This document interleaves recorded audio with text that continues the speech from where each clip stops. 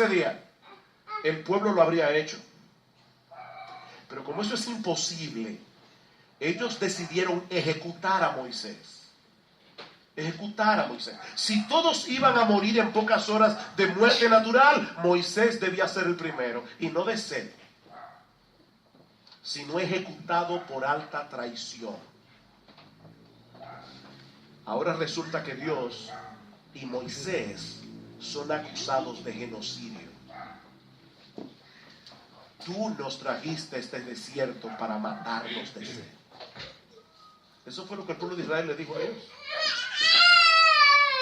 Esta crisis no solo reveló la incredulidad de sus corazones, sino también una terrible ingratitud y una increíble insolencia. Ahora, antes de levantarnos contra el pueblo de Israel y condenarlos, ¿verdad?, por el pecado tan horrible que habían cometido contra Dios, no debemos olvidar que ese es el cuadro que Pablo nos presenta de toda la raza humana en Romanos capítulo 1.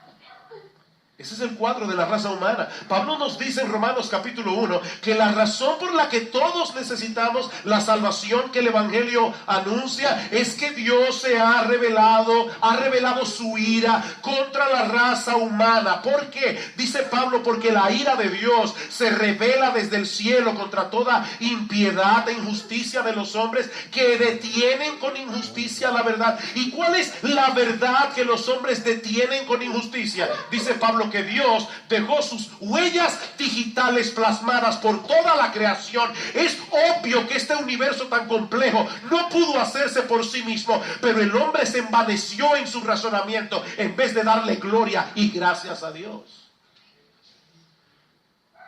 Profesando ser sabios se hicieron necios, dice Pablo. Los mismos pecados del pueblo de Israel en el desierto: incredulidad, ingratitud, insolencia. Y por favor, miembros de Iglesia Bíblica del Señor Jesucristo y cualquier creyente que se encuentra en este lugar, en esta mañana, que nadie piense ni por un momento que los cristianos estamos exentos de cometer ese pecado, porque lamentablemente no es así. Cuando Dios nos coloca, repito, en situaciones que no parecen tener ni pies ni cabeza, muchas veces, hermanos, y debemos decirlo con vergüenza, muchas veces olvidamos por completo su bondad, su sabiduría, nos llenamos de amargura y de descontento por las cosas que Él ha decretado para nuestras vidas. Por supuesto, casi nunca nosotros decimos que estamos amargados contra Él. Preferimos atacar a las autoridades puestas por Él, como hizo el pueblo con Moisés en el desierto, o culpar las circunstancias. Yo no estoy amargado contra Dios, yo estoy amargado con las circunstancias. Pero ¿quién es el Dios soberano que gobierna y controla las circunstancias? Es Dios. Es Dios. Mis hermanos, si lo pensamos con cuidado, vamos a darnos cuenta, de que nuestra queja al final es contra Dios. Y somos tan insolentes que si fuera posible le arrebataríamos el guión de sus manos para hacerle algunas mejoras. Mis hermanos, nuestra falta de contentamiento con las cosas que Dios nos envía revela un intento muy sutil de amonestar a Dios. Nosotros vivimos amonestando a Dios.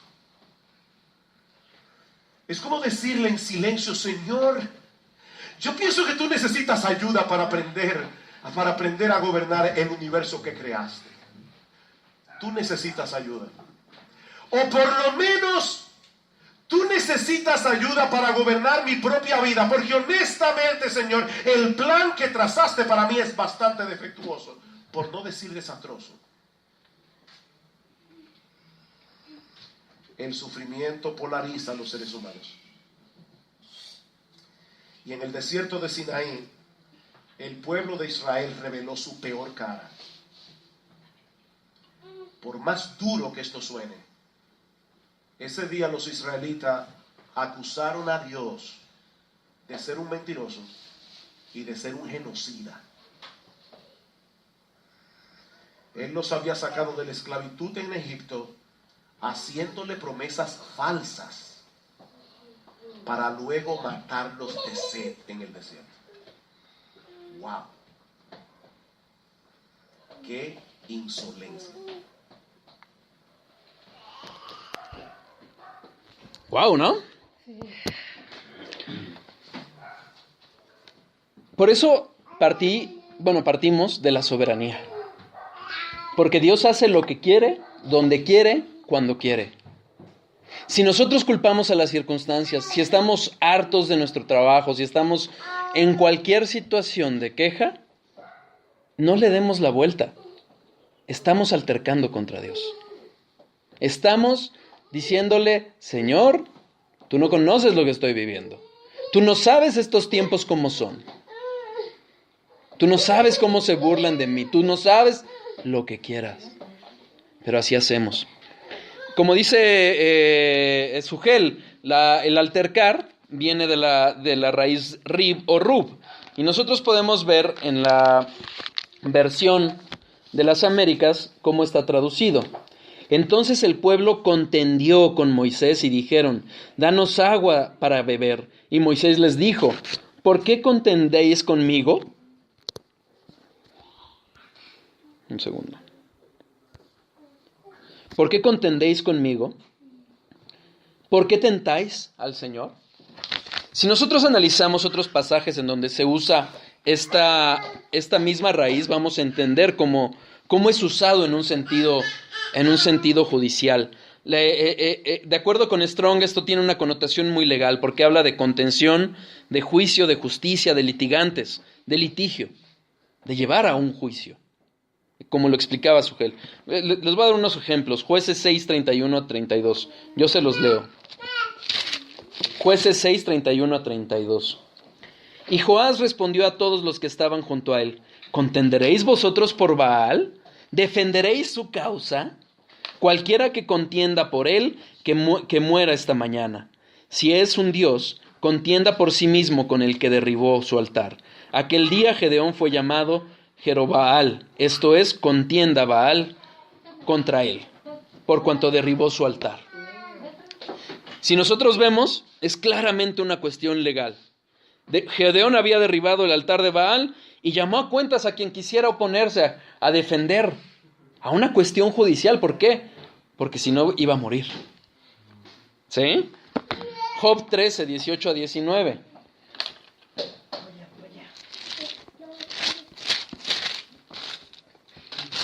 Está Job defendiendo su integridad. He aquí ahora, si yo pusiere mi causa, sé que seré justificado. ¿Quién es el que contendrá conmigo? ¿Ven? Habla de una cuestión judicial y es de lo mismo que está hablando Dios, de lo que se está hablando en el pasaje. 31, versículo 13. Si hubiera tenido en poco el derecho de mi siervo y de mi sierva, cuando ellos contendían conmigo. ¿Ya vieron? Nuevamente esa connotación de llevar a juicio. Aquí es más claro en Isaías 58.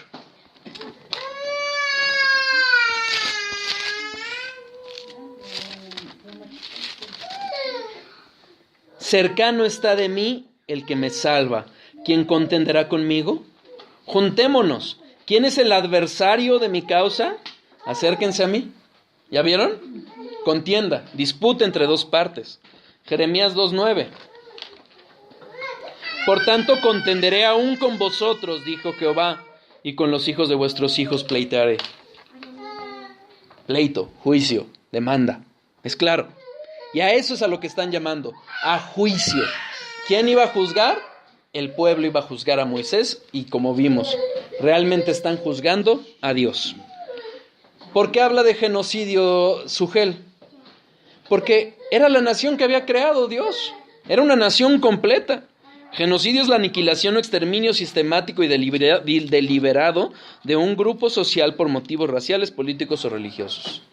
O sea, él está dando la idea, el pasaje, de que están diciendo: oye, tú nos vas a aniquilar a todos nosotros. Eres un asesino, eres un genocida. Y así es la raza humana. Si lo quieren ver, lo que dijo Sugel, está en Romanos 1 del 18 al 32. ¿Qué habla la palabra de la ingratitud que nosotros podemos llegar a tener? Colosenses 4:2 dice: perseverad en oración, velando en ella con acción de gracias. Hermanos, si nos cuesta ser agradecidos con Dios, el Salmo 103, versículo 2 tiene la respuesta.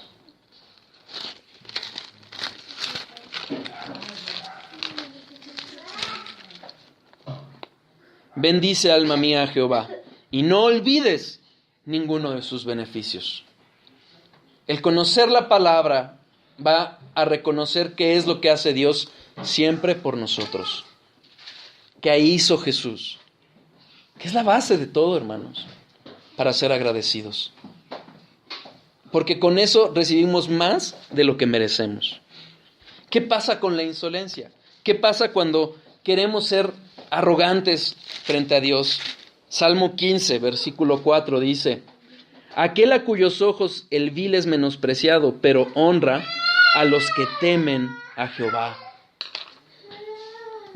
19:9.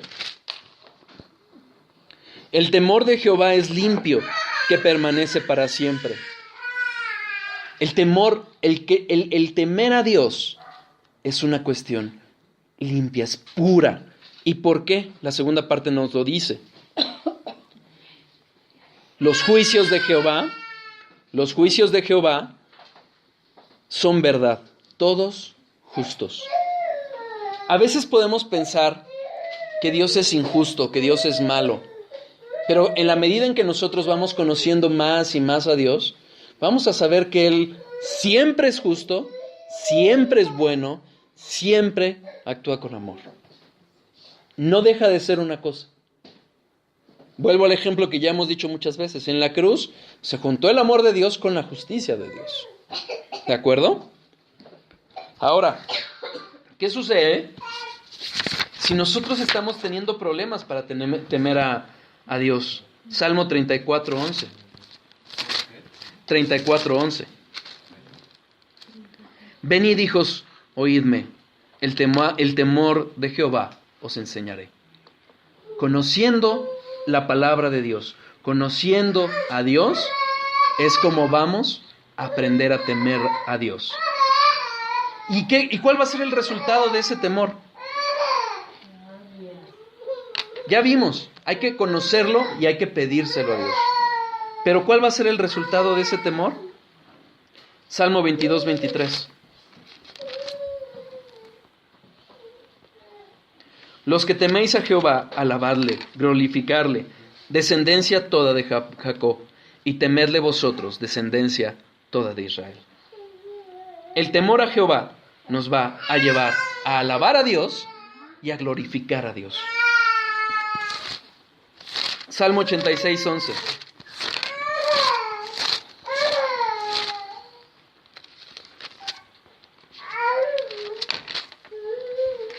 Enséñame, oh Jehová, tu camino, caminaré yo en tu verdad. Afirma mi corazón para que tema tu nombre. Oremos y pidámosle a Dios ese temor para que nos lleve verdaderamente a adorarlo, a reverenciarlo. Y eventualmente, como dice la palabra, ese temor desaparecerá. ¿Por qué? Porque en la medida en que su amor se ha perfeccionado en nosotros, en obediencia, en amor a otros, vamos a dejar de temer. Porque vamos a saber que no estamos justificados por nosotros, por Cristo, no por nuestra justicia. Pero el conocimiento de Dios, que es perfeccionado así, como dice Primera de Juan, nos va a llevar a verdaderamente al amor perfecto que echa fuera el temor. ¿De acuerdo? Ahora, ya vimos esta situación.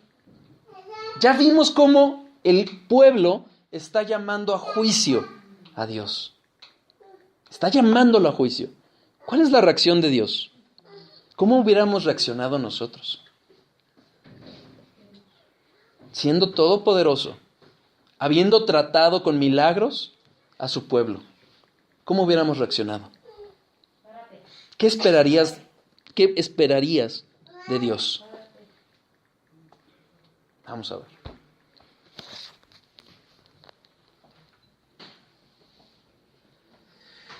Ahora, ¿cómo reacciona Dios ante el pecado?